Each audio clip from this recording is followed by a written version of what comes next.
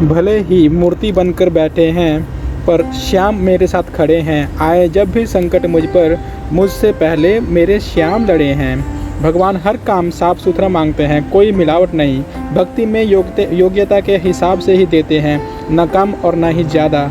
पर एक भक्त जिसे भगवान बलिहार जाते हैं, जिस पे भगवान बलिहार जाते हैं और जिसका योगक्षेम वहन करने के लिए उसके पीछे पड़े रहते हैं, वह है कंप्लीट शरणागत भक्त।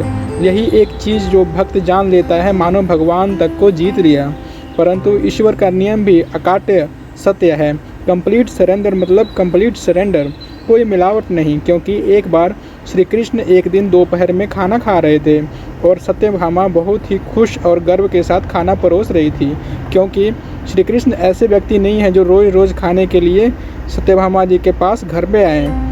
सत्यभामा माँ को भी ऐसा अवसर कभी कभी मिलता था कि वो उन्हें खाना परोसे, तो वे बहुत ही खुशी और आनंद से खाना खिला रही थी। खाने के बीच में ही कृष्ण भगवान अचानक उठ खड़े हुए और हाथ धोए बिना ही दरवाजे की ओर भागने लगे। हैरान परेशान सत्यभामा जी ने बोला कि प्रभु खाना तो खा लीजिए, फिर जाइए। नहीं नहीं, मुझे जाना ही होगा, थोड़ी सी भी देरी अच्छी नहीं होगी, मेरा भक्त घोर संकट में है। ऐसा कहते हुए द्वारकाधीश चिंतित अवस्था में मुख्य दरवाजे की ओर दौड़ पड़े। पर अचानक क्या हुआ, वे वापस मुड़े और खाना खाने बैठ गए। तब देवी सत्यभामा ने विस्मित होकर पूछा कि आप इस तरह क्यों दौड़े और फिर इतनी जल्दी बिना कुछ खाए, बिना कुछ कार्य किए, जिस काम के लिए गए थे बिना कुछ किए क्यों वापस आ गए? ये सब क्या है? श्री कृष्ण भगवान ने कहा और उनको सारी कहानी बताई कि मेरा एक भक्त घोर संकट में था। वह जंगल में था और उसके जीवन प्राण कृत्य हो चले थे। क्योंकि उसके सामने एक शेर आ गया था जो उसको खाने ही वाला था। पर उसको बचाने के लिए प्रतिबद्ध होकर जैसे ही मैं दरवाजे तक पहुंचा ही था कि उसने पत्थर उठा लिए अपनी सुरक्षा के लिए और मुझे भूल गया। तो मैं यह सोचकर वापस आ गया कि चलो वो स्थिति को अकेले संभाल सकता है जो पत्थर उठा लिया है।